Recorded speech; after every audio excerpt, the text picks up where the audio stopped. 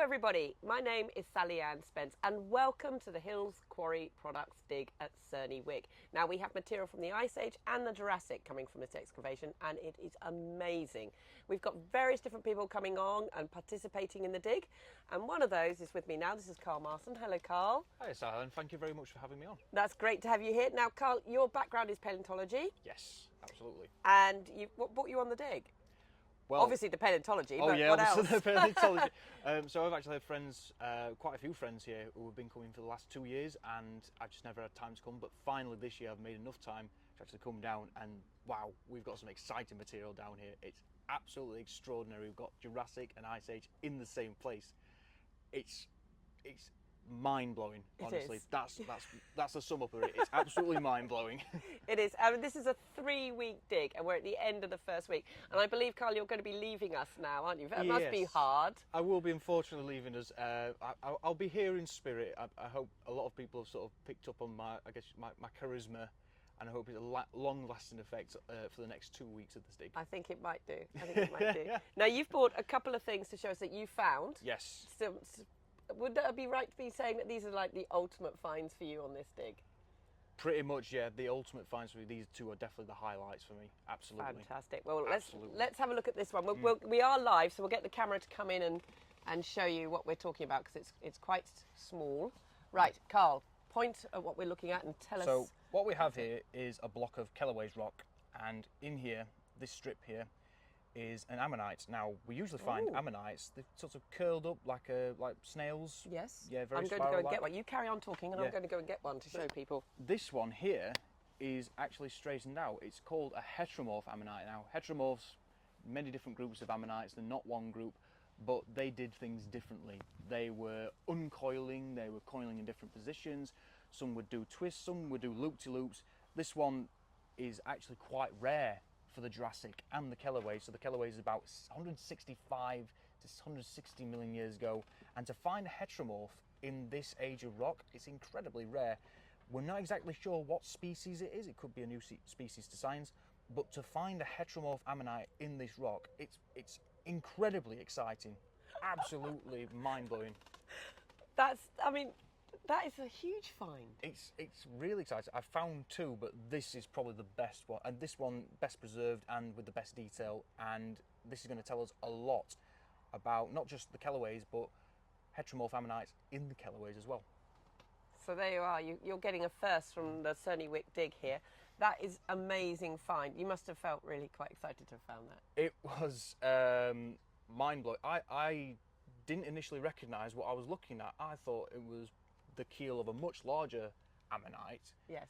But I started looking a bit closer and I thought, oh wow, this is a heteromorph ammonite. This is a straightened out ammonite. I couldn't believe it until I actually had it confirmed by some of our other colleagues on site at the conservation. I could not believe it. I was utterly stunned. That is amazing. So this is the sort of thing that we're finding, and for Carl to have this opportunity to do that is amazing, isn't it? You just incredible sight. This is not far from Cirencester in Gloucestershire, and you are pulling out fossils like that. That's amazing. Extraordinarily rare. Yes. Can we top that? We might be able to top that. Yeah. Can we top it? Right. Let's have a look at this one. So this is a very strange fossil. It's what we call a trace fossil on a trace fossil. It looks like an ammonite, but in fact there is an oyster over the top of the imprint of an ammonite. So an ammonite has actually fallen on top of an oyster and has actually become sunk into the oyster's shell. And it's what we call a xenomorph. Now, for those who know the xenomorph from the Alien franchise, it's not that kind of xenomorph. Don't worry, we're not going to get infected. We're not going to have something popping out of us. I hope not.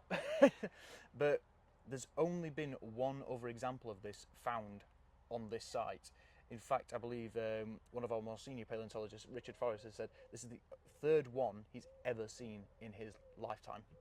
Wow. So extraordinarily rare. It's a trace fossil on a trace fossil, basically. Wow, that's amazing. So you've got two exceptional finds. Very exceptional, yeah. I was not expecting to find things like this, but because now they've been found and because we're going to have them obviously put in collections and researched, that's more science and more data we're adding to the science of paleontology, which for me is the really exciting part, that I'm helping add more to our understanding of the killer whales and life itself. You certainly are. And what are we looking at? Papers? Will you be involved in papers on these? Yeah, we'll be potentially involved with papers on these, possibly looking at deposition or taphonomy with the xenomorph, and maybe a new species, and maybe looking into the deeper evolution of heteromorph ammonites, because heteromorph ammonites in the Jurassic, that's quite rare. It's a crazy thing, isn't it? It's very, very crazy. It's absolutely crazy. An ammonite that's unworld. So that's our usual sort of ammonite, the very iconic squirrel. And these sort of literally just unrolled and just well, they did all sorts of weird and wonderful things. Yeah, they did all sorts of weird and wonderful things. Heteromorphs. There's some that are actually paperclip shaped. Yeah, it's crazy.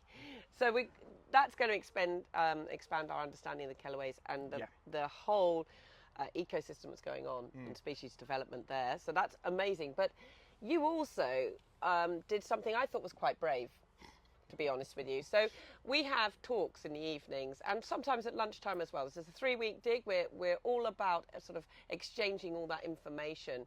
And in the evenings especially, we have evening talks. And our very first speaker in front of everybody, a packed marquee, was you, Carl. That's quite a brave start. Yeah. And you did an amazing talk. You absolutely enthused Thank you very much. About mosasaurs. Mosasaurs, yeah, they are the loves of my life in terms of paleontology. During the University of Portsmouth, when I was there from 2017 to 2021, so during my undergraduate and my master's degree, I focused on a very small mosasaur from the high Atlas Mountains in Morocco. It's called Tethysaurus. In fact, I have a replica of a skull of this animal right here. Look at this. So this animal right here, talk us through it then. We've got let's have a look. So this is the back of the skull. This is the back of the skull. Yeah, this is the Atlas axis vertebrae. So the very first vertebrae that attach to the bottom of the skull. In this case, at the back of the skull. So we've got the tip of the skull here. We've got the nostrils here. We've got the eyes here. We've got the bottom jaw here, and you can even see those tiny teeth in there. Wow. And incredibly, you'd think mosasaurs were very large animals, but like a lot of lineages, they started off quite small. Okay. And these became very adapted to an aquatic lifestyle, but animals like Tethysaurus around about 94 million years ago. So mosasaurs lived from 100 to 66 million years ago during the last era of the Mesozoic, so the late Cretaceous period. This animal here would have looked a lot like a Komodo dragon, but it would have been quite adept at the water. Oh, probably almost as good as a crocodile, I'd say. Okay, yes. And then its later descendants, so more famous animals such as Mosasaurus and Tylosaurus, and for example, this is a tooth of an animal called Thalassatitan. They would have been... Titan's in the name there. Yeah, Thalassatitan, the sea titan. And this is a tooth from probably a medium-sized individual, so the teeth would have got quite a bit bigger than this. Wow. But mosasaurs, later mosasaurs, they would have had flippers, they would have had a tail like an upside-down shark tail almost. And they're actually closely related to Komodo dragons and snakes, so you could actually term them as sea serpents. These were sea serpents as big as T-Rex or sometimes bigger. That's incredible. That's incredible. So these animals then are no longer with us, other than the fact they're related to those. Yeah, they're no longer with us. And when did they disappear?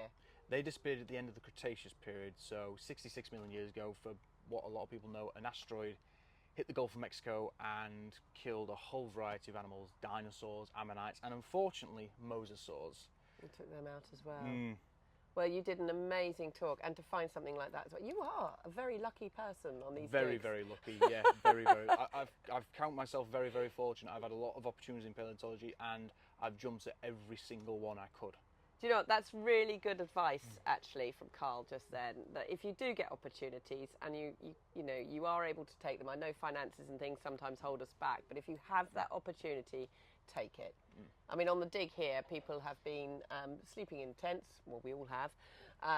And then, we've got a subsidised food system and everything else. Prepare to rough it. But I mean, goodness me, what an opportunity and what a learning experience and networking experience. Have you found the networking quite useful? Yeah, absolutely. I've been talking with particularly Richard Forrest, been communicating with him about the Kellaway stuff and what we're going to do in the future with the material. It's very exciting research we're getting out of the Kellaways. And I've even had some talks with Nigel Larkin, who did a fascinating talk on trace fossils the other night. And he even said to me, you should do more talks on mosasaurs at some more high-end conferences, and You that should. is incredible to have that sort of. You should. Yeah. Yeah, you were very confident and you knew your subject and you were exciting to listen to. And there's nothing helps you absorb information better than having someone exciting to listen to. So, no, it was absolutely brilliant. Yeah. Well, thank you for showing us these, Carl, and we wish you a very safe journey back. I'm sorry that you're going to be missing the next 2 weeks. I'm very sorry too, but yeah, I'll be here in spirit. I'll be dreaming about this place, and I'll be cheering people on for more discoveries and more exciting research to come out of this. Brilliant. Well, you might be forced to watch our YouTube uploads now. And on that note as well, keep watching the videos. We are uploading all the time, and they are live from the site. We've got various volunteers that I'm dragging forward to work the camera for us as well. Today we've got Sally. So, just keep watching, and the hashtag is TUSForce.